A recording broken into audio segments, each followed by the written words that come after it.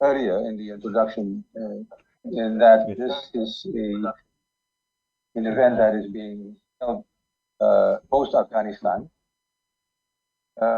which does impact on how we look at the situation. For one thing, it would mean that with the US now effectively out of the country, the whole intention of the war on terrorism has, in a way, formally ended. And therefore, we are now in a completely new period where violence impacting on international relations will be separated from a specific interest of the United States to take the lead in this so-called war on terrorism, and therefore countries to take their own path in addressing violence, but also violence across the region. Now, just to follow on with what I have been engaged in the last period, and that is to look into the situation in Myanmar. The theme that is going to be the discussion today on gender. The fact-finding mission ended with a report that spotlighted a dimension of violence in Myanmar, and this applies, of course, to other conflict areas such as Sri Lanka and Pakistan and the Middle East and other areas. And that is the incidence of sexual gender-based violence. I will just quickly read a passage of the reports, just to give you a sense of what we came across in our investigations. It is in the summary of the, I quote, rape and sexual violence have been particularly egregious and recurrent feature of the targeting of the civilian population in the Rakhine, Kachin, and Shan states since 2011. The scale of brutality and systematic nature of the violence indicate that rape and sexual violence are part of a deliberate strategy to intimidate, terrorize, or punish the civilian population, and are used as a tactic of war. This degree of normalization is only possible in a climate of long-standing impunity. Now, I would like to draw attention to the wording of this passage and the use of the term normalization to indicate that what we have found was that the situation manifested a climate of long-standing impunity. Yes. And therefore, yes. It has been a practice of UN fact-finding mission to end an investigation with reports, but also to look at what needs to be done in the immediate and midterm future. I would just mention three points here. As fast forward, we are now still in a Myanmar situation where the violence that took place in 2017 continues in various forms and intensity. And the 3 points that normally,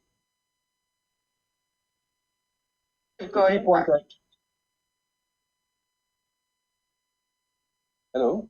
Keep going, Pak Kiki. Okay. The 3 points I'd like to just mention is that when we embark on the next phase post-investigation, we look at how we deconstruct normalization, which in our discussions has been defined as circumstantial acceptance of a condition due to the inability to react or to act as a result of habit, impunity, and fear. And therefore, if there is going to be any change in the country, then this normalization has to be displaced.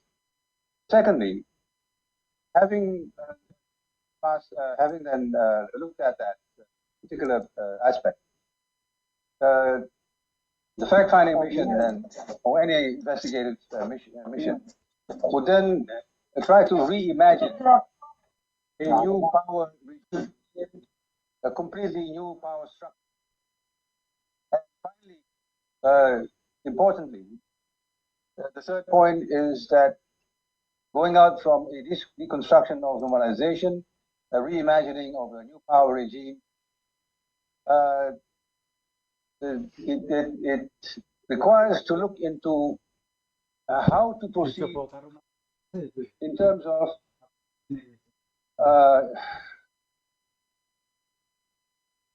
enforcing a period of what is known as United Nations peace, a form of peace that is conducted on a multilateral basis, of a series of peace operations which the UN undertakes, but also other bodies such as ASEAN, the European Union, and perhaps also multilateral organizations such as ICRC, have to do to then put in place a peace process. And this is where I think what is expected of me, and I was somewhat unsure what I'm expected to talk about, but the 2 points that the university has given me is to look into the role of Indonesia in peacekeeping and how significant it is. And secondly, why Indonesia should play a peacekeeping role. Now, with that background, the use of the term peacekeeping is part of the overall concept of United Nations peace process, which encompasses 4 aspects or dimensions, if you will. One is the humanitarian relief efforts. Secondly, it's peacemaking. Third, it is peacekeeping, which is what I'm expected to talk about. And finally, peace building that complements the 3 earlier dimensions. So humanitarianism, peacemaking, peacekeeping, and peace building. Now, focus on the Indonesian role in peacekeeping. It would seem that if you go out from a very quick take on what Indonesia has been doing in the past period, the role of Indonesia in the area of humanitarianism could be related to the way it reacted and responded to the crisis in Vietnam way back in the 70s, where Indonesia then designated an island, a special island, for Vietnamese refugees to process in Vietnam was finalized. Another instance of Indonesia's role is being, although as Bagi mentioned that Indonesia is not party to the Refugee Convention, it seems that the government and people readily facilitate transit asylum seekers going to other parts of the world, including Australia. for that matter. Another aspect of humanitarian actions on the part of Indonesia is to be involved, for example, in the Najis disaster in Myanmar. This had to do with the cyclone at that time, and which Myanmar initially closed itself off from the international communication aid, but was fully reopened through Indonesian efforts and ASEAN, and finally aid then flowed into the country to alleviate the suffering. Another point would be to encourage the encouraging of a local organization such as Muhammadiyah to build hospitals in Myanmar, specifically in Rakhine, and therefore, in a way, encouraging the movement, the humanitarian movement also in Indonesia. On the second point, peace building, Indonesia intervened in the OIC and the Philippine unrest in Mindanao related to the Moro liberation movement, and it has played a moderating role in the OIC in terms of bridging the concerns regarding the way the Philippines treated the situation in Mindanao. So going on to the third point, which is the topic of this discussion, peacekeeping. The position that is normally taken by Indonesia in cases such as Myanmar and others is to join with the UN in a process that could eventually lead to a resolving of the conflict. And this is to focus on the protection of civilian population, such as what it is now doing in relation to the Myanmar situation that is still ongoing. And finally, in terms of peace building, which is more of a post-conflict effort, this is where I think Indonesia may still be somewhat lagging behind, and therefore, when one talks about peace building, it has to be in one breath, looking at the humanitarian side, the peacemaking side, and the peace building post-conflict side. Now, so in a way, I would say that there has been a significant Indonesian role in peacekeeping as part of the overall process of United Nations peace processes. Now, to move on to the second point, why does Indonesia need to play a peacekeeping role? I'm taking this the term peacekeeping to be understood as part of an overall position of Indonesia. In the specific case of Indonesia within ASEAN, the fact that Indonesia is now perhaps in the forefront of democracy, it is imperative for Indonesia to play a peacekeeping role, to be able to combat or to ward off and to moderate illiberal states in the region. We can go into that later on, which are the illiberal states, but also to make the point that Indonesia is circled by illiberal states, then the level of democracy and human rights enforcement will,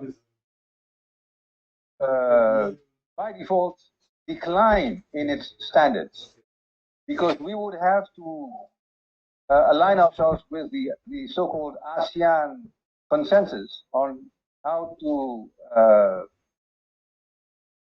respond to terrorism by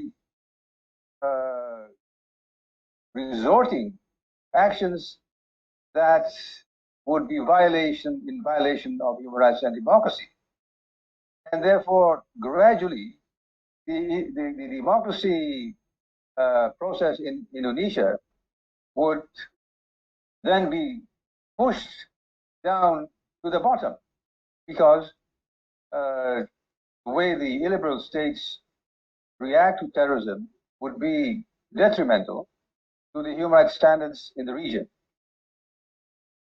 Therefore, it is imperative for Indonesia to continue to involve itself in peacekeeping and democracy processes, if only it is in its own interest to be able to protect the Indonesian democracy from deteriorating because of lowering of standards within the region. Now, what could be done in the future? Certainly,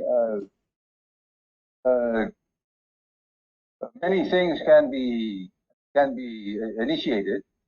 For one, I think there should be more CSO engagement, and the country should encourage CSO and NGO engagement in regional relations and actions, and also peacekeeping should be undertaken in a more vigorous manner, in spite of the non-interference principle in ASEAN. And finally, it is also important to promote understanding on the state of Indonesian democracy, which lately is showing signs of regression. We can go into that as we go into the Q&A, but I will end here by saying that I look forward to how Professor Jackie True would be able also to somehow mainstream, if you will, the gender perspective into what Indonesia should do and is expected to do to undertake peacekeeping efforts in the region and in the world. Thank you. Thank you, Pak Kiki. I think it's a very interesting point that you mentioned about the role of Indonesia, not only in peacekeeping, but also in humanitarians, and then also peacemaking. And of course, later on, perhaps we will discuss more about peace building. But Pak Kiki and Prof. Jackie, I would like to give some conclusion a bit in Bahasa Indonesia, if you don't mind. So that students who are not very familiar with English, it's supposed to be very familiar. Yes, students, it's not the it's not the, you can't say that you don't understand actually. So yeah, but I just want to give you some summary. Tadi Pak Kiki sudah menjelaskan ya bahwa memberikan contoh sebetulnya dalam konteks Myanmar, ya, yang dimana Pak Kiki sudah menjadi salah satu bagian dari tim task force ya Pak Kiki, dan menunjukkan bahwa isu gender dan keamanan dan perdamaian dunia itu menjadi isu yang sangat penting. Nah, tadi Pak Kiki juga bercerita tentang laporan menjelaskan tentang adanya kasus perkosaan dan kekerasan seksual, di mana kasus kekerasan seksual seringkali dinormalisasi dalam berbagai bentuk dan tidak dianggap menjadi satu persoalan yang penting. Nah, dalam kaitannya dengan peran pemerintah Indonesia di dalam konflik, bahwa benar bahwa konflik memberi banyak pengaruh. Nah, Pak Kiki menjelaskan setidaknya mengikuti 4 kerangka yang ada di dalam UN PBB. Ya, yang pertama peran pemerintah dalam humanitarian relief, ya, kemudian peacemaking dan peacekeeping maupun peace building. Nah, antara lain ya bahwa ternyata Indonesia sudah memberikan bantuan-bantuan yang bersifat humanitarian pada korban-korban perang, misalnya dalam konteks Myanmar, walaupun Indonesia tidak meratifikasi konvensi perlindungan refugi. Bahkan juga dalam konteks adanya kasus disaster yang terjadi di mana kemudian Indonesia menjadi salah satu pihak yang membuka komunikasi dan berpengaruh sehingga kemudian Myanmar bersedia untuk berkomunikasi dengan pihak internasional. Dalam konteks peace building, Indonesia juga aktif di dalam penyelesaian menjaga keamanan untuk Filipina dalam kasus Mindanao maupun berbagai aktivitas lainnya. Dan Pak Kiki juga memberikan catatan-catatan kritis tentang sebetulnya di Indonesia ke depan ini seperti apa. Nah, nanti lebih lanjut dengan Jeki Tru akan menjelaskan dan lebih lanjut tentang bagaimana sebetulnya gender dimensi itu masuk di dalam kerangka peacekeeping. So I will now I will move to give a time Prof. Jeki Tru atau Jeki to share her knowledge and her ideas with regard to gender dimension in peacekeeping. Time is yours, Jeki. You have also 25 until 30 minutes to share your ideas. Thank you. Thanks very much, Yik, Dr. Idiono, and very nice to also meet Pak Rusman. And I really enjoyed listening to your comments and also have been researching the Myanmar situation and with colleagues here in Australia, and who include some PhD students from Myanmar, and looking very closely at the situation of sexual and gender-based violence and how that has been used by the Tatmadaw in Myanmar to remove Rohingya Muslim from their land and their homes. So I think it's a really an important aspect, an important gender dimension of peace and security. And I'm not actually going to speak so much about that today, but I hope we can tie these together, because protection of all human rights violations, certainly, but protection from sexual and gender-based violence is an important focus of the Women, Peace and Security agenda, which I'd like to really focus on in my comments today. But before I go further, I wanted to mention, just to pick up on those 3 Ps that Pak Rusman mentioned. So he talked about peacekeeping, peacemaking, and peace building, and that being very much the framework which the United Nations uses to speak about peace and security. And I wanted to just initially point out that there's a significant gender dimension to those 3 Ps. And that if we consider that, for example, that those who have, been enlisted as part of peacekeeping troops in UN peace operations, that more than 90% of those, both civilians and military peacekeepers, have been men. And then when it comes to peacemaking, those who are officially designated mediators, peace negotiators, or members or participants in official peace talks. Again, still over 90% of those, those peacemakers or those participants in peacemaking have been men. And what that means is that, sort of half the population with women with capacities for peace building have been largely excluded from these activities. And this is important. Why is it important? It is important because we are failing to make peace, and we're failing to keep the peace. So just a few statistics on that. Most peace processes collapse within 5 years. So this is in the post-Cold War period, right? 90% of civil wars occur in places which have already had a civil war in the past 3 decades. And even when we do have a successful peace settlement, for example, we might point to Colombia and its 2016 agreement between the FARC and the Colombian government.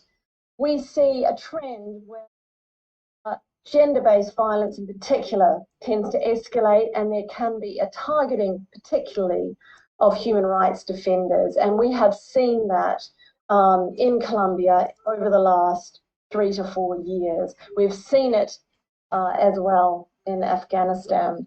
So we actually need new resources, new ways of thinking about how to build, make, or keep the peace. And we need all the human potential and energies to be harnessed for that task. And that is why I think the Women, Peace and Security agenda has never been more important, because basically what it says is that we, first of all, we need to understand the impacts of war and conflict and crisis on the different groups in our societies. And particularly, we need to understand that because of our gender divisions within all our societies, we need to particularly understand the different impacts on men, women, girls, and boys, but also included in that gender minorities as well. And then how that different experience also intersects with ethnicity, the experience of being an ethnic minority, the experience of being a person who's displaced or a refugee, and many other factors. So we need to understand that in order to be able to make policies that can better build peace. And then with regard to that, we should think about the importance of having inclusive participation in peace and security. Again, how we can ensure that, that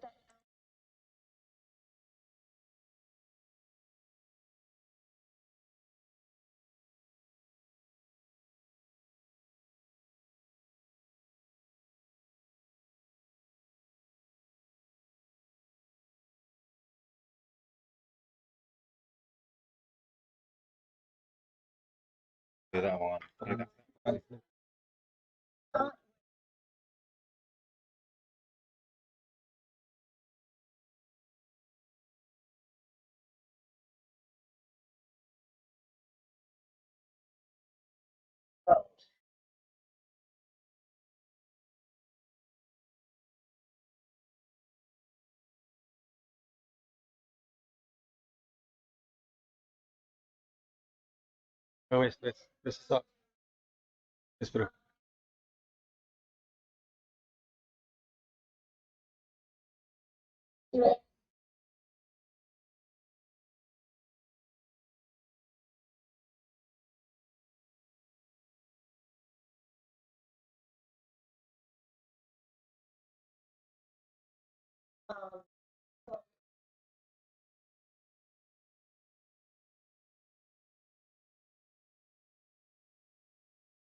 Exactly.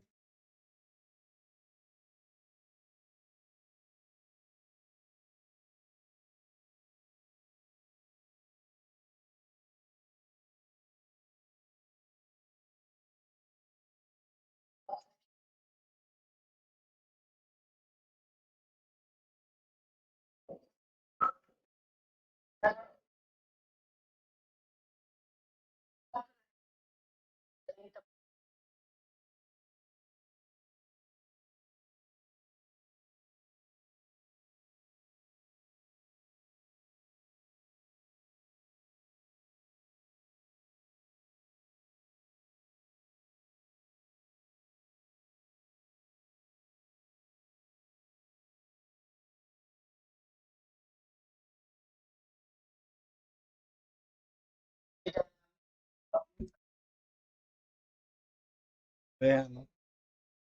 Stop.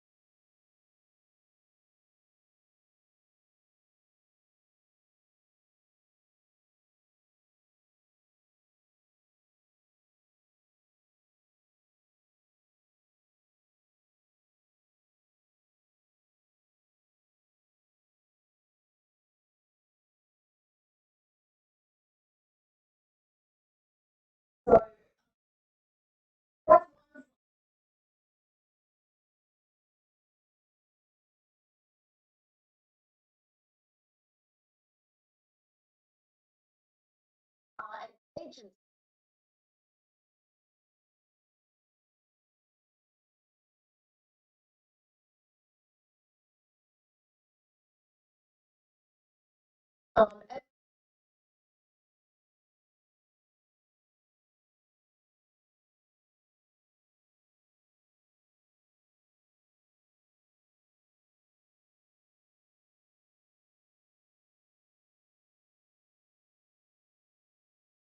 Sector. Obviously.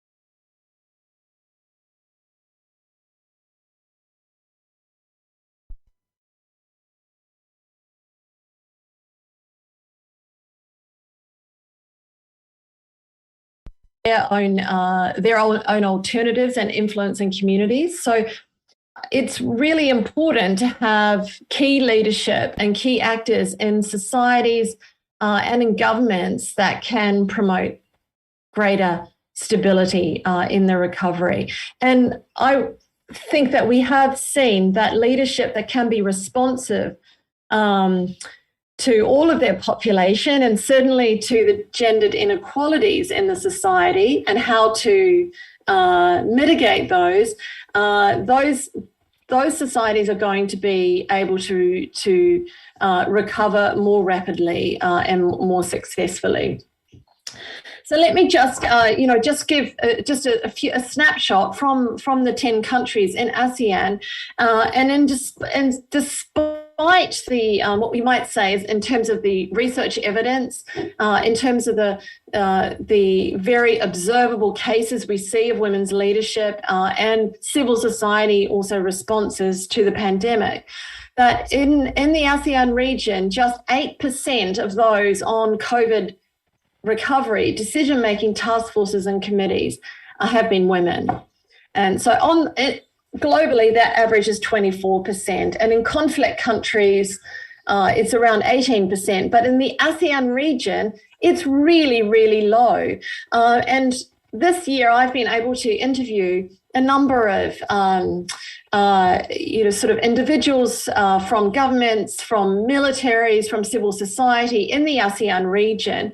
And many of them have expressed their frustration that these decision-making task forces are made up of not often experts and definitely not the women experts who are often knowledgeable about what is happening in the pandemic and how best to respond to it. So there's a massive gender gap that is actually undermining governance, which is going to and is already having an impact on the security of people and the security of the region. So women, peace and security becomes really, really important, I think, for the future and for future stability in ASEAN. And COVID-19 is an opportunity to re-examine how we think about security and how we connect the security of the state to the security of the people. And I just recording in progress. Yeah. Sorry.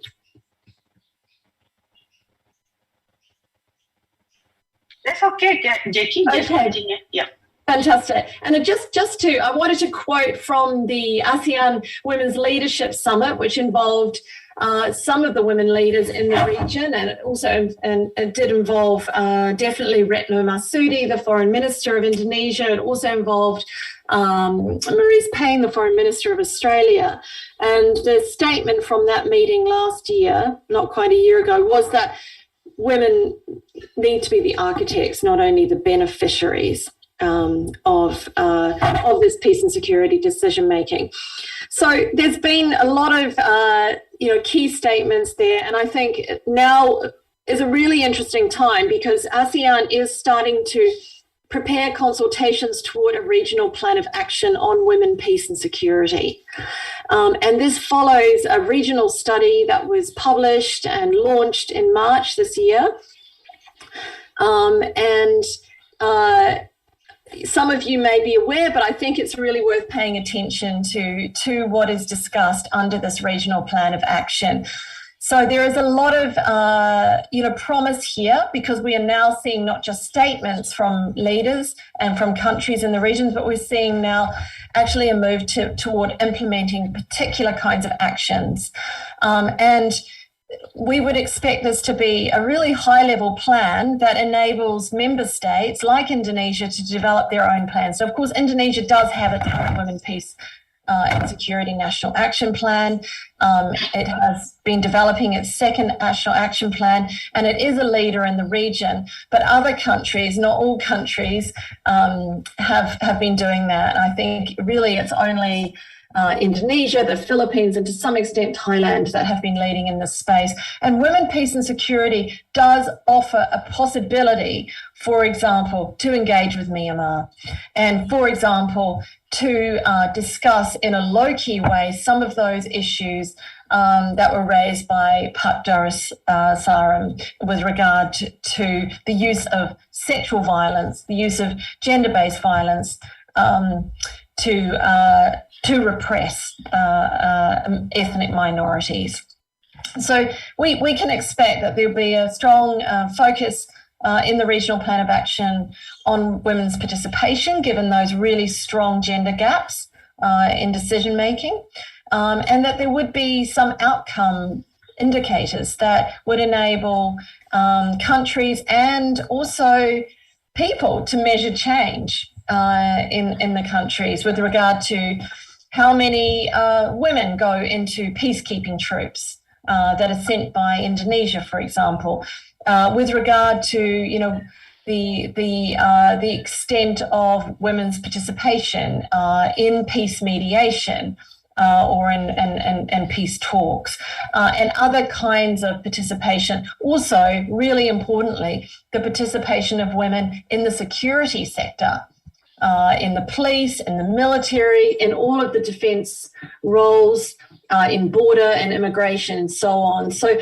these are usually things that get measured in national action plans, and a regional plan of action would enable states to develop their own national action plans, but would also provide some focus on women's participation.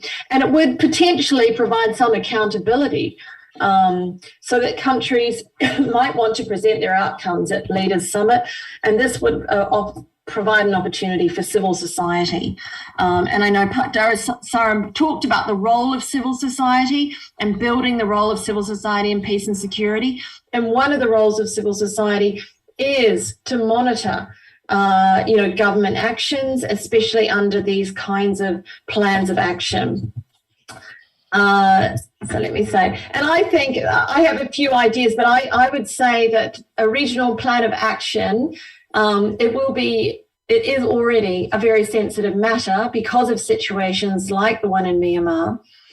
But there is an opportunity to, for example, focus on addressing protection gaps and focus on sexual and gender-based violence. And one way to do that may be also to require security sector professionals to be aware of this type of violence and to be able to respond to it, and perhaps to encourage, to address this climate of impunity that Darasaram talked about, and that maybe through peer pressure within the ASEAN, but or peer learning, this kind of responsiveness and to reducing and eliminating this violence could gain some traction. And I also think that this regional plan of action also provides an opportunity for the men who are largely the leaders in the peace and security realm to be champions for greater equality, and for women in their organisations as well. And it also offers an opportunity to promote greater awareness of gender equality and its importance for peace and security in the broader region among the public, and certainly through university curriculums like yours. And there I would sort of point to the importance of research in this field on women, peace and security that shows that countries that have greater levels of gender equality are much less likely to go to war. They're much less likely, they have more effective responses to crises, including COVID-19. They're more resilient in the context of disasters. So there are lots of benefits to all of society from promoting greater gender equality and promoting greater women's participation in peace and security decision making. Let me see, I keep going back to that.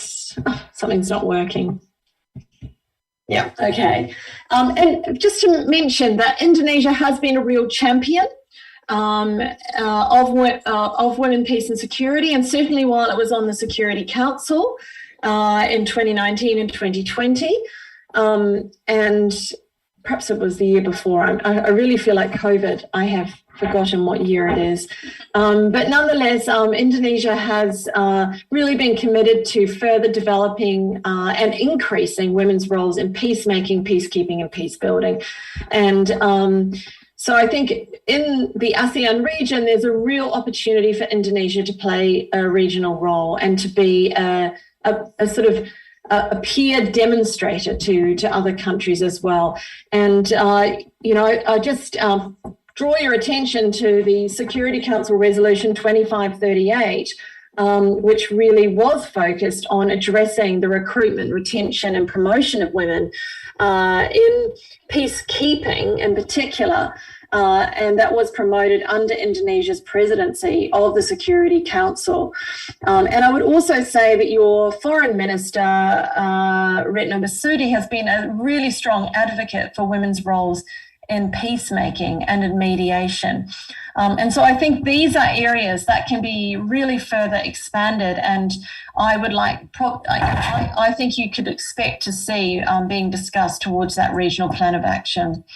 And I also think there's a real opportunity for for bringing gender perspectives and women, peace and security perspectives to a whole range of non-traditional security issues, which are very prevalent in the region. So the spread of violent extremism and the way in which gendered ideologies and identities are being played up and used by extremist groups to recruit new members and to conduct violence. Issues around human trafficking and how especially those most vulnerable groups, women migrant workers, are really at risk of trafficking. And I think, also these issues around disaster management and response to climate change and the importance of having, greater gender equality within communities and decision-making committees in terms of being able to effectively build resilience in the face of these, potential crises. And maybe just to say, what is interesting in ASEAN member states is that whilst there's been a lot of responses to COVID, very few have focused on the gender dimension. And that's still, again, very few. There are very few women in the security sector.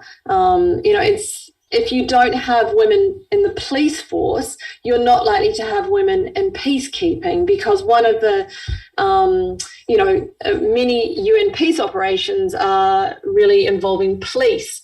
So if you have only 6% of women police officers, you're not going to be able to increase your participation in third countries.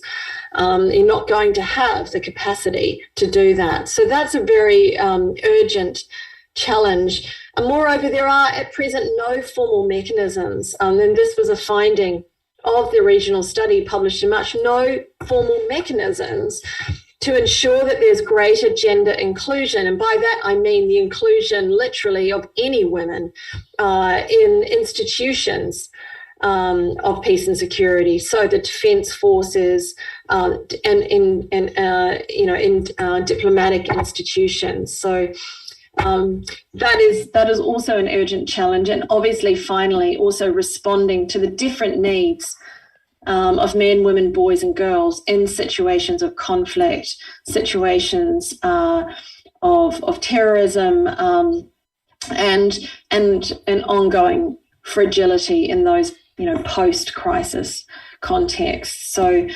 at present we have a very one-size-fits-all approach to protection that doesn't take into account the specific needs, certainly responding to sexual and gender-based violence.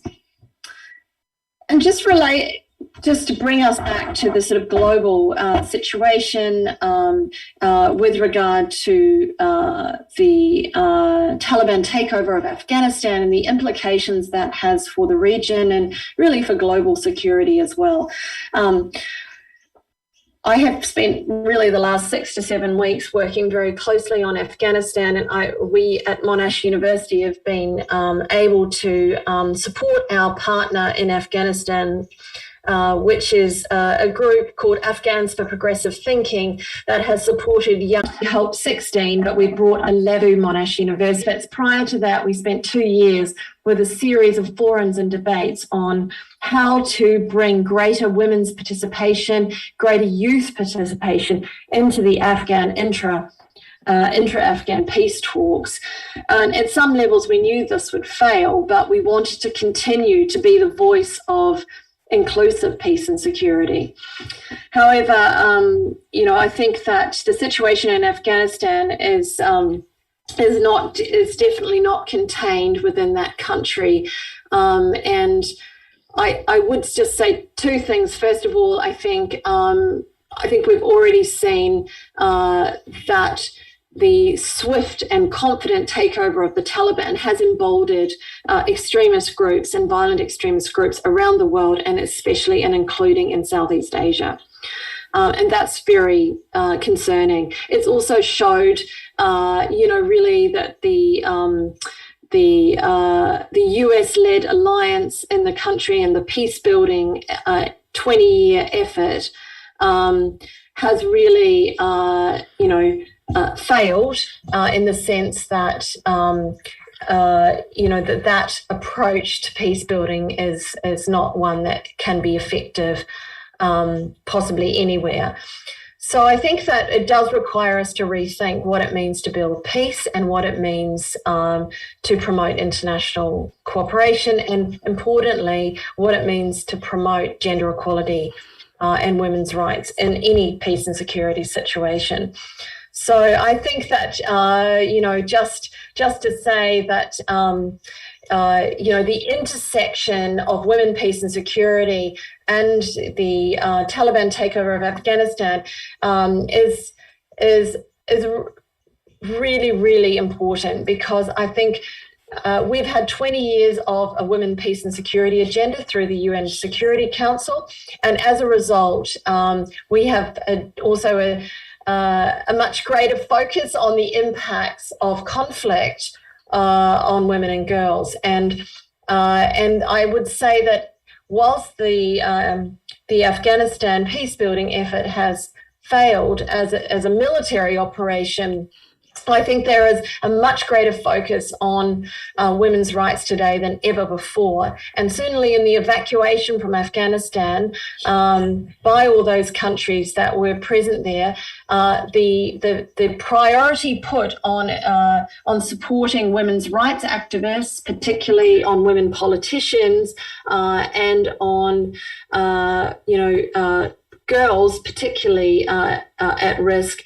I think that was quite a significant priority. The question is how much of a priority it will be in the future. And I think that, that's certainly something that will be very relevant to thinking about women, peace and security and the gender dimensions of peace and security. And that will be very important for countries like Indonesia, which count themselves as champions of women, peace and security, and have also in the past made efforts to connect and with Afghan women and to promote sort of South-South cooperation. So I will be really interested in your thoughts on the future of gender inclusive peace and security. But I would say that I think women, peace and security perspective has never been more important, and that the situation in Afghanistan really underscores that, the urgency of that, and that all efforts to reduce gender inequalities in all societies are crucial to prevent as well as respond to future future conflict, but also future insecurity, both regionally and globally. So I'll leave it there, and I look forward to your questions. Thank you very much, Jackie. I think there are a lot of a good, very important point from Jackie that I think you already get it from the interpreter as well. And then Jackie already also mentions about the conclusions, but I just want to have some point that's struck my mind. The first one with regard to the scope of the security. I think it's very important to understand the scope of the security in the broad sense that Jackie has mentioned. It is not always about the war. It is not always like a military, but it's also related to the economic security, and then broader sense of the health security, but now also within the community, within the family, is also part of the issue of the security. So the second one, with regard to the massive gender gap, this is what Jackie say. So I think Jackie has already provided the evidence, the global evidence about the number, the very lower number of women participation in many aspects of the UN security framework. I think that's very important. And then the third issue, Jackie also mentions about gender equality actually has very important, and then there is evidence so that the country who has the high gender equality is usually can maintain peace. Yeah, and then there is also very resilience in facing the disaster, and then it can be very effective in the way how to prevent the conflict. So that's also very important. And then Jackie mentions about some issues with regard to women in Afghanistan. I think just last 2 weeks, I believe that college from ulama, women's ulama in Indonesia, has started communications again with women's ulama in Afghanistan to communicate. I think that's one of the very important role of NGOs, women's civil society, in a way to make a communication network in order to assist and to support each other. Yeah, I think this is also what Jackie already established in Monash. I hope that it can give us, kind of like inspirations. So what can we do for supporting women in Afghanistan in future? So I will open question and answer. If I'm not mistaken, before I give conclusions of Jackie's idea, there are 5 already, 5 students, or 5 not only students, but other participants who give a comment in chat. So the first one is Wafa. Wafa, I think you can share your question in Bahasa, and then I will invite Pak Dimas to interpret it. And then also Gilang, Yogi, Hasnan, and Mariam. Introduce yourself. Where are you from? And then you might indicate who you will ask to address your question. So, Wafa, are you here? Iya, Bu. Yes, please. Terima kasih, selamat siang kepada Bu Yik dan Pak Marzuki, kemudian Profesor Jackie. Terima kasih atas ilmu dan pemaparannya. Yang ingin saya tanyakan pada kali ini kepada Pak Marzuki berkaitan dengan penjelasan Pak Marzuki bahwa penjelasan Pak Marzuki berkaitan dengan diplomasi Indonesia untuk perdamaian dunia, yakni di Vietnam maupun Filipina begitu, yang tadi sudah dijelaskan sebagai peacekeeping maupun peace building.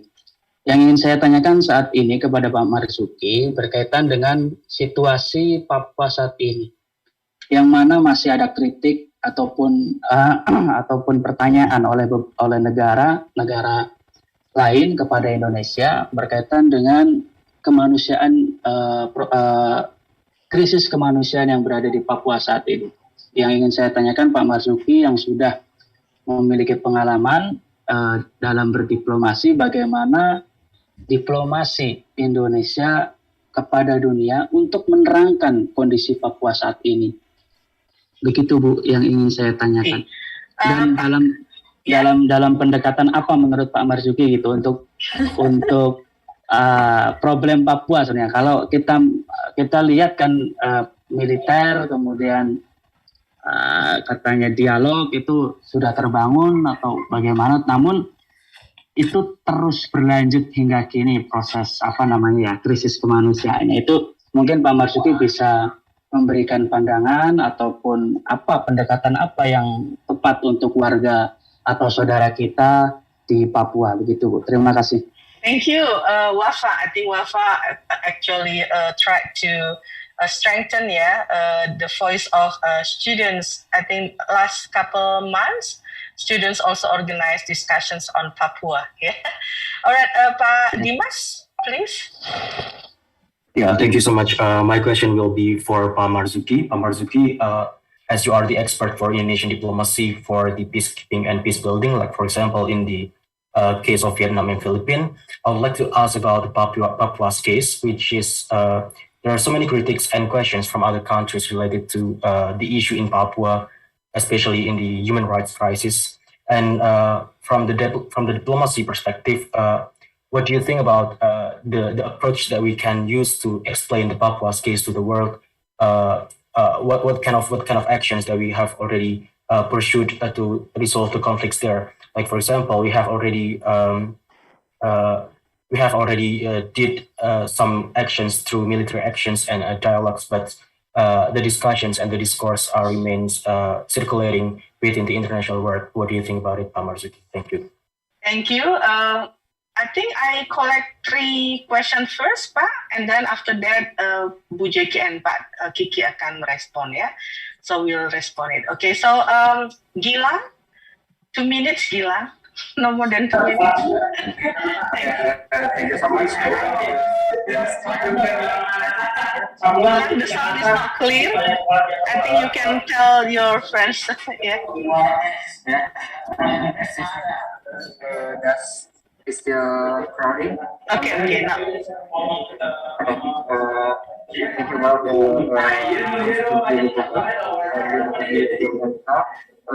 just get my questions.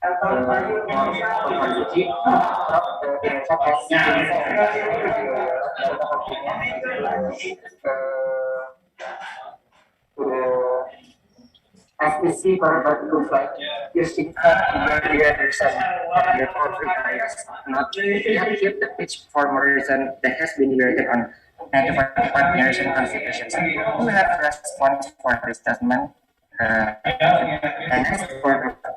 Jeki, excuse me, Prof, from your perspective, maybe what will be as a completely reforming a group like the European Union maybe for next level of law enforcement, maybe negotiate law, border against like claims of fraudulence or transitional diseases for refugees to the next level that Thank you. Thank you so much.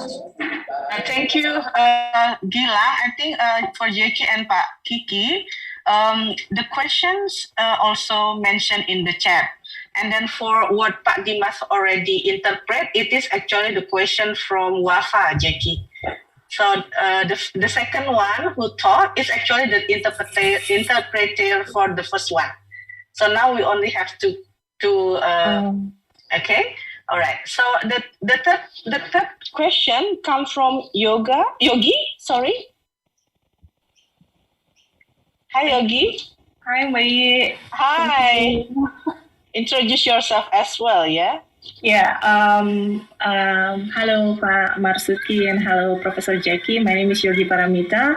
I'm currently working as a researcher at the Center for Southeast Asian Studies, and also now I'm currently a student for the Asia Pacific Master of Arts in Human Rights and Democratization APMA program in Mahidol University, Thailand. And my first question, before that, I feel glad that, to be here to listen to your lecturing today. And my first question will be goes to Pak Marzuki. The international politics almost and has long been focused on male-dominated bodies and institutions in which, as we know, that the roles of women, as for instance, like domestic workers, diplomats' wives, and such like, is quite often being overlooked. And also in global processes, women are very often being subordinated and exploited. For instance, in a conflict situation in which the most vulnerable groups are always women and children. And my question is, how then Indonesia can play a role in building peace and security in the region if the Indonesian government itself seems do not really concern on the issues of women's human rights? It can be seen on how, during this COVID-19 pandemic, for instance, there are so many sexual violence, gender-based violence happening in the country, in which the government seems that don't really focus on those issues, and how then we can bring it into the global context, and also in terms of the Asian country, in which during the there is also the non-state intervention, and how then Indonesia can intervene the state within the region. Thank you, Pak. And my second question will go to 30 seconds. 30 seconds. Yeah. Okay, and the second question will go to Professor Jackie. And yes, I agree that when you mentioned that the peacekeepers, makers, and builders are mostly men, so that their male perspective will be used in those process, and then how then we can put, for example, the shadow pandemic during this COVID-19 as a part of the peace and security issues, because mostly those issues will locked under the private sphere issues. Thank you, Jackie. Thank you, Mbak. Okay, I think I will thank you for three participants who give a question. I will keep two others later. After the first session, because otherwise a lot of question it will goes. We don't remember it. So the first I will give Pak Marzuki, Pak Kiki to answer three questions from participant. Time is yours, about 5 to 7 minutes. Thank you. Thank you. Thank you, and thank you to Professor Jackie Chu for a very exhaustive presentation, and I'm glad that these questions are not only directed to me but to her also. So I'll just provide part of the answer, and she will certainly be able to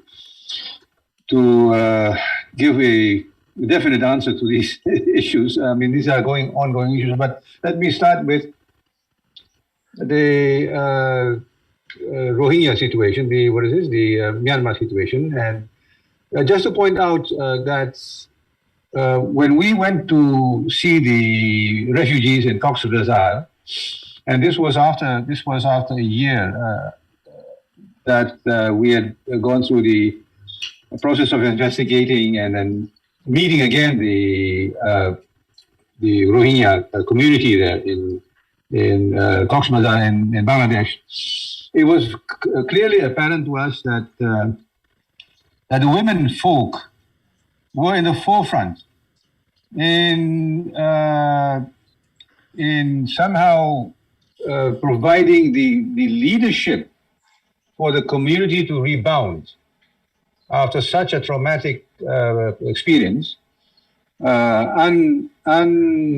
indescribable. Including, of course, the stigmatization of the women community in Cox's Bazar because of the particular experience that they went through, which left a mark, literally, on their being. This is a revelation of perhaps a novel way of inflicting violence on women, which we found to be quite telling in Myanmar. And therefore, it came to us as a very encouraging sign that the community was able to rebound and get its bearing because of the initiative of the women community to initiate educational activities, social activities, and just to maintain a semblance of family life in the camps, taking care of the children, and in fact, perhaps also predominantly doing the household, and also involved in economic activities. So that is clearly is a phenomena that we would have to really note down, that women in crisis have a way of providing that kind of leadership that is needed in those very vulnerable moments.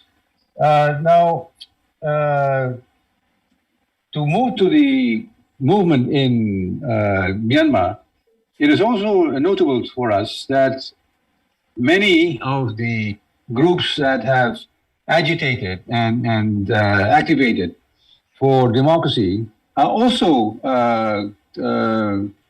women, girls.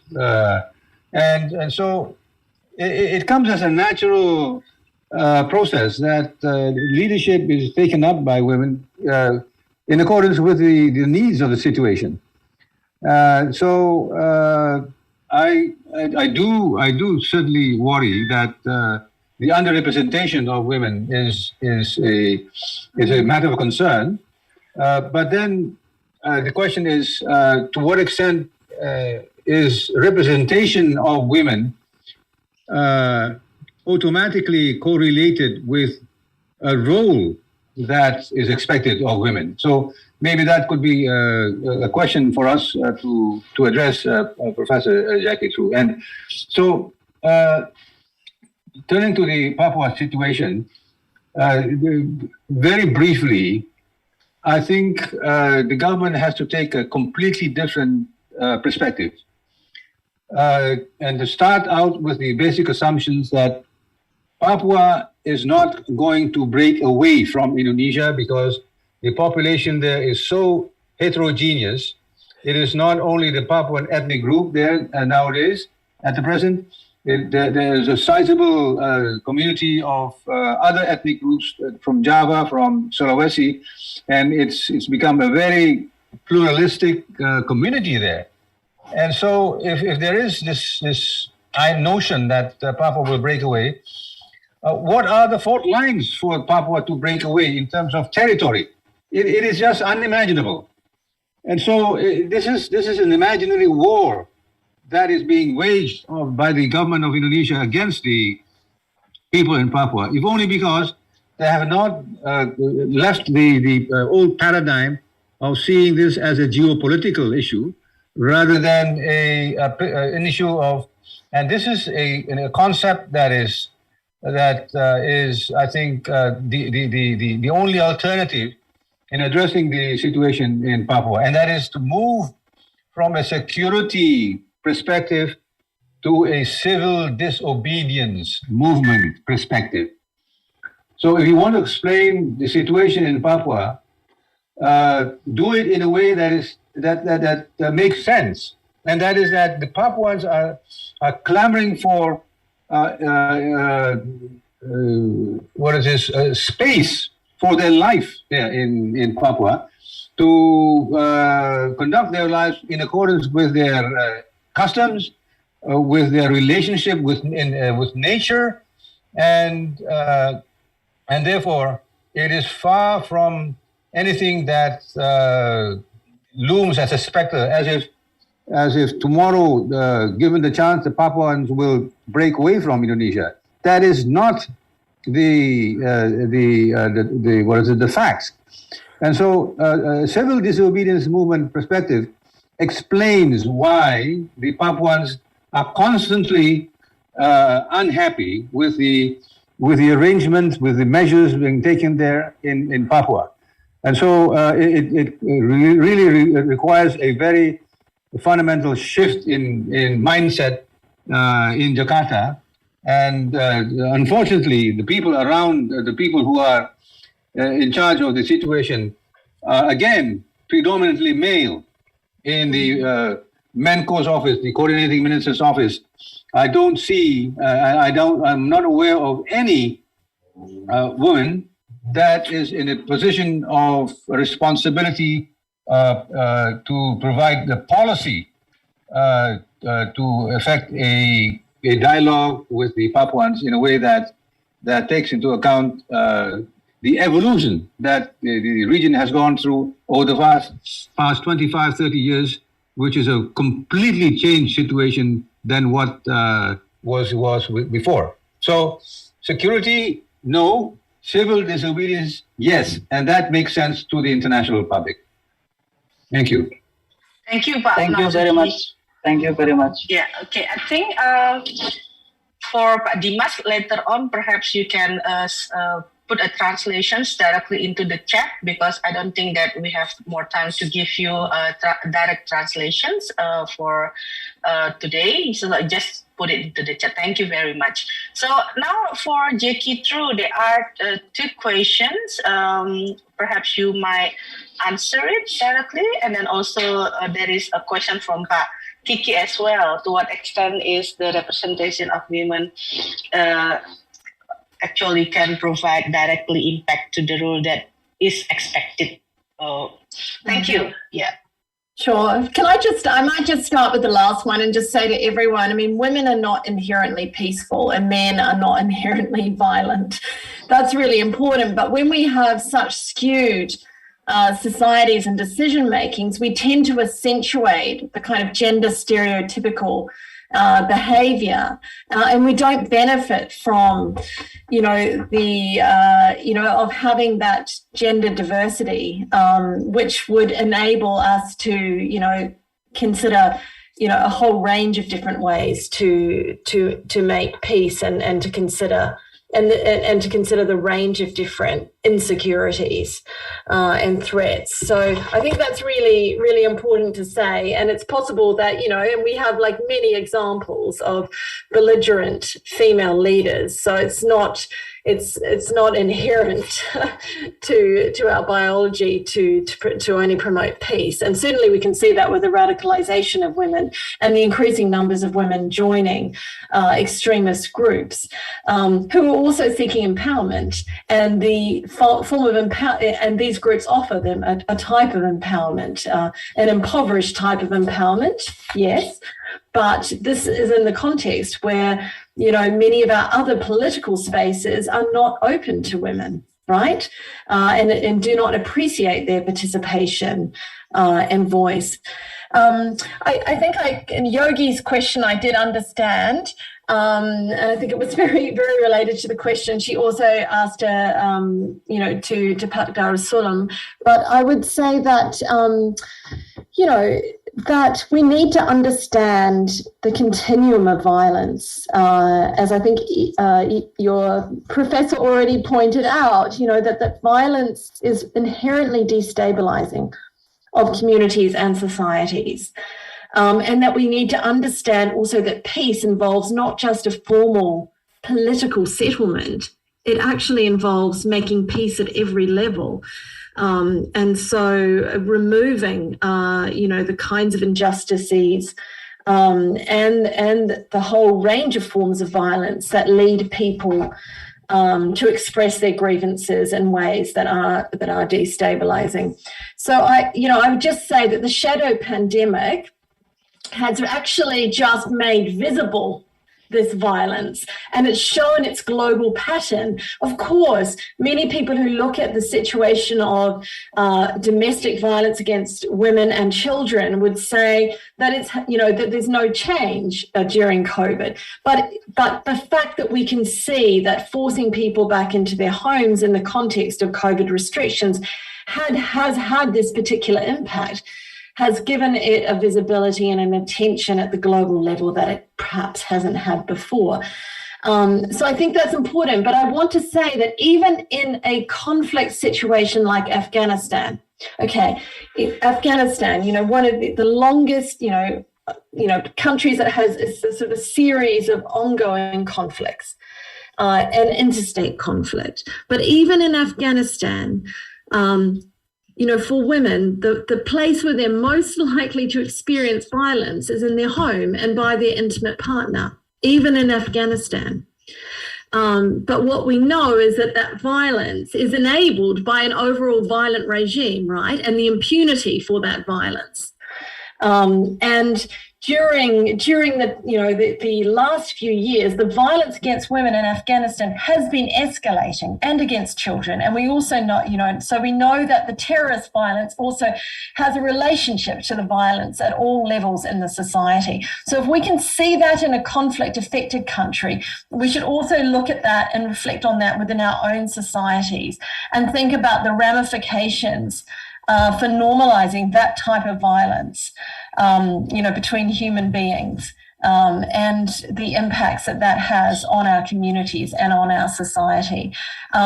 So I think taking that approach, the continuum of violence and peace, is a more effective way to understand the challenges that we face for peace and security. It also points to the roles not only of states, because when states speak about security, they're talking about their own survival. They're talking about the survival of the regime, of the state, okay? They're not talking about human security, and we've got to have a mindset change, as my colleague said, and the mindset change, we need to understand security much more comprehensively and in a much more long-term way. And that means actually paying attention to the particular insecurities. Sorry, Fuad, would you mind to turn off yours? Thank you. Yeah, please. Because, and why is that important? Because our current approach to, to making peace doesn't work, right? Because it leaves the inequalities, the grievances and the threats and the violences in our communities, in our homes, it leaves them untouched. It only focuses on the sort of elite bargains between the armed groups. And it doesn't build the resilience in society to be able to, to respond to insecurities and also to promote, greater social cohesion and international cooperation as connected to that. I'm not sure if that's completely answered your question, but I would say the topic is incredibly broad and the questions are incredibly difficult. But I just also would just say that what we do in our own country really matters, okay? So peace starts at home. It starts in our own country. It starts in our own homes, and it needs to expand out. And these national action plans, or in the case of ASEAN, the Regional Plan of Action on Women, Peace and Security, they are a mechanism, an institutional mechanism to actually connect these types of insecurity, right? And so not all, but many national action plans we have in the world do focus on the situation within the country, and as well as what that country can do to support the international situation. So I think that what we're going to see in the future is much more push from civil society groups to connect the forms of insecurity, and to shine a light on our own approach to human rights. How do we treat the different groups in our society, and how do we ensure their rights and equality? And that must be the foundation for also how we promote the rights and equality of people in other countries and in other situations. Thank you, Jackie. I think you cover all of the questions already. So there are two more questions from two students, Hasnat and Mariama. I hope that you can give a short question. Hasnan, are you there? Okay. Yes, please. Yes, thank you. Let me introduce myself. My name is Hasan Rashid. I am a student of Master in Law, Gajah Mada University. I have interested in the field of international law as well as philosophy of law. I have a response as well as a question to Professor Jacqui. We are both witnessing how the refugee phenomenon has become an ongoing issue in the era of human rights. And Hannah Arendt calls the figures of these refugees as the figures who only live as biological beings, or zoo, not political beings, or bios politikos. The figures of these refugees, for Arendt, are not tied to membership in the political community of any country. Therefore, they don't even have the right to have rights. I want to know the Professor Jacqui opinion if in the future the trend of authoritarianism, religious fundamentalism, or racial or ethnic exclusion continues around the world, how can we imagine an era of human rights that carries the promise of peace, promise of freedom and equality? What is the root cause of this continued existence of this refugees figure from a political science perspective? Because I think we will study law want to know what the root of problem is by borrowing the perspective of other science, especially political science. Thank you. Thank you, Hasnan. So then I invite Mariam, please. Yeah, Bu. Okay, first of all, I would say thank you so much for the material and this interesting discussion.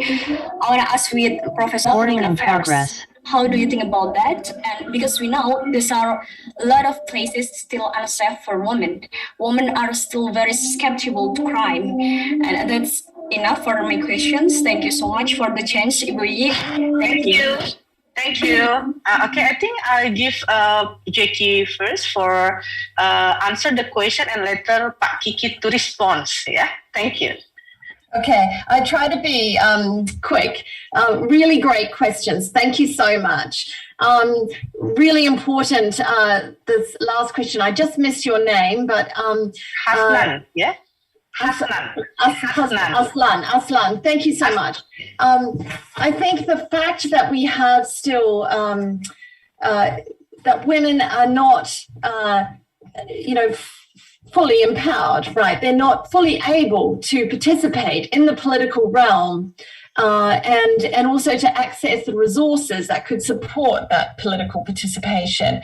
That means that part of our quest for peace and security must be paying attention to ensuring those rights and that participation to women, that we have to invest in girls' education. Like, we must not leave Afghanistan for even any more days where girls can't go to school, because that is the number one fundamental right that will support their empowerment. So that means feminist foreign policies or pro-gender equality foreign policies that we are seeing proliferate around the world now that focus specifically on women's empowerment and rights is a very important way to promote peace and security.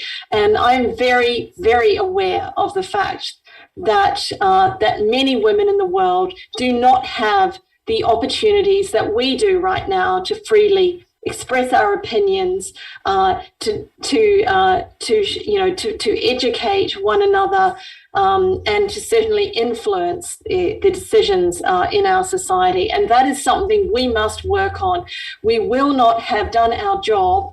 We will not, have done our job in terms of protecting human rights until we have really ensured that all women and girls have the right to education and their other human rights. So that's hugely important. And just concretely, what I would say in bringing some people from Afghanistan, that is not a solution to that problem. But we are hoping that if we continue to support those young leaders from that country who've left, that we will support them and they will support their peers and in the country, and they will be able to sustain that education and development that could enable greater stability in that country in the future. So we must think beyond state-centric approaches to peace and security.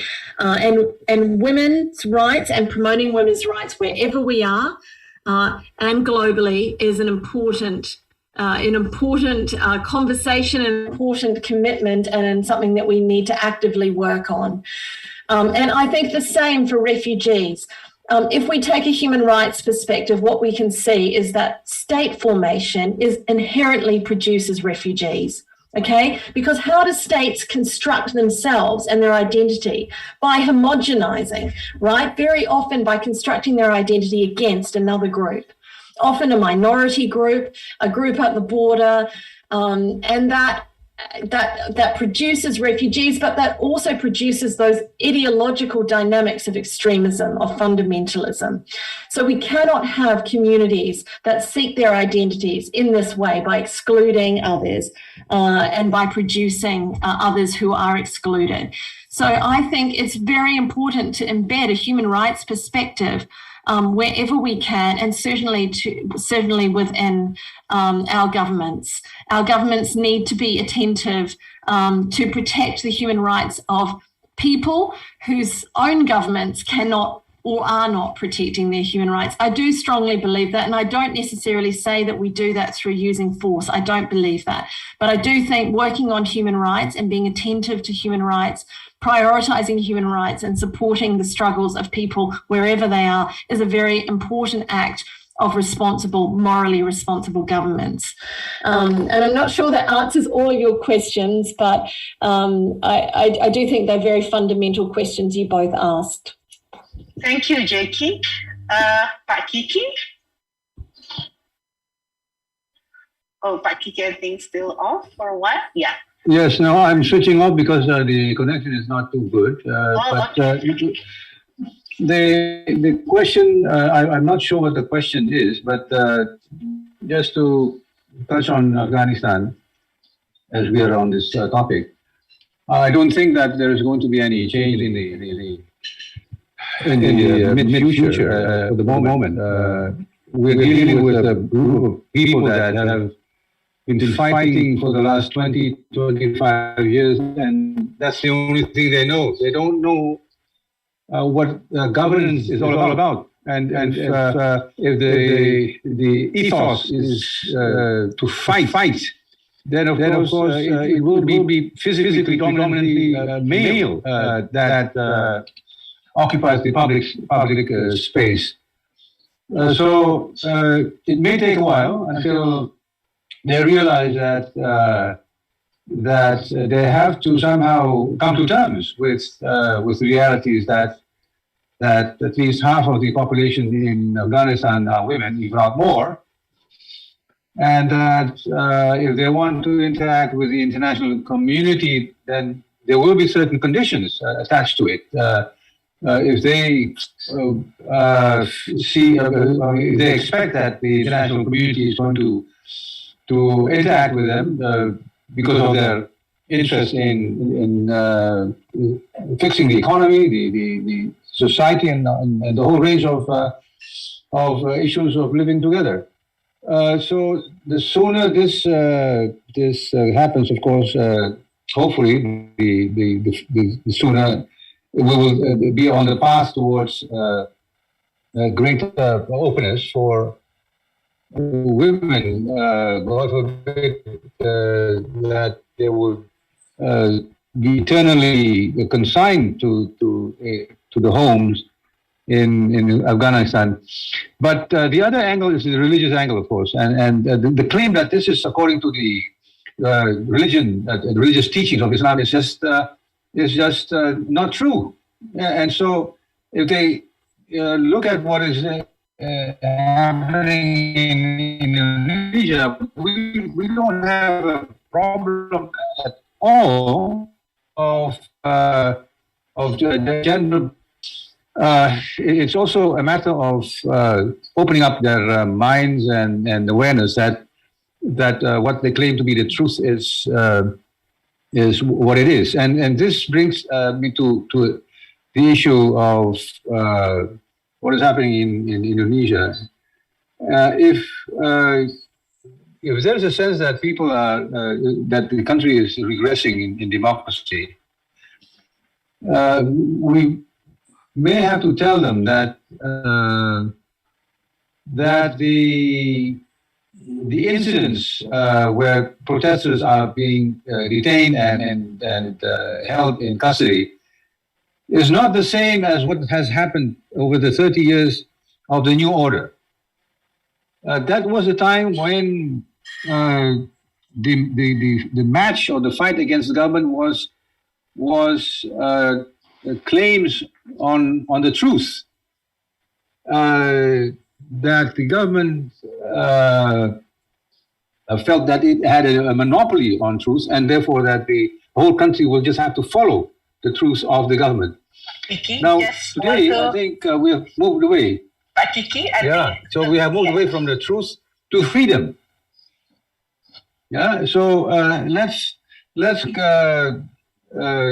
try to consolidate the democracy and to maintain our freedom in society, and I think we will do well.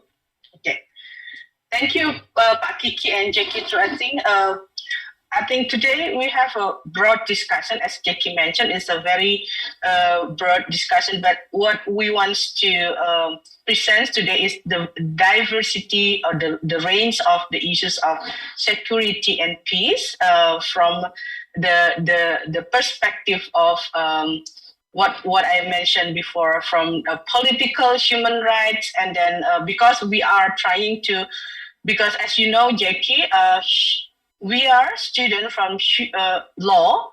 We are not really exposed with the other perspective of international relations, politics. Yeah, so that is why today discussion we try to open it broader. But I think today we have a lot of issues that has been covered. The very important issue is actually how to integrate gender dimensions in peace and security, how to uphold a human rights perspective in every aspect of life. That when we discuss human rights, we discuss about the child, the minority group, and then gender group, and even any kind of the intersectionality of the minority group. So I think we know that Jackie and Pak Kiki has already mentioned very important point and then very fruitful discussions today. We will have a time, students, to discuss it more detail later on with different classes and different sessions. I think you can also continue the discussion in your group discussion later on. So I think for this time, we want to thank to Jackie to give a different perspective, but very important perspective in peace and security, and also Pak Marjuki, Pak Kiki, who also give his opinion, and because from the perspective of Indonesians human rights, as he is also has a key player in this particular process. Yeah, so I think we give applause, yeah, for them, everybody, and then you can put the reaction as well. And thank you very much for both of you, and I will close the sessions and then have a good help for everybody. Thank you. Thank you. Bye. Thank you, Pak Kiki, Jackie, and students. And then hopefully we will continue the discussion later on. Yeah, we still have a class next semester on human rights, and then we will more detail discussing about it. Yeah. Thank you, Jackie. Bye. And thank you for the interpreter as well, both Pak Ragil and Pak Dimas. Yeah, I'm so sorry about the technical matters. Hopefully next session we will have more advanced in technology, yeah, particularly to integrate the language interpreter in Zoom. But thank you for Pak Dimas as well. Thank you, Mai. Thank you semua. Terima kasih semua. Sampai ketemu. Sehat selalu, Mbak. Sehat-sehat. Terima kasih semuanya. Terima kasih. Mari. Terima kasih banyak, Bu. Terima kasih, Mas Khotib.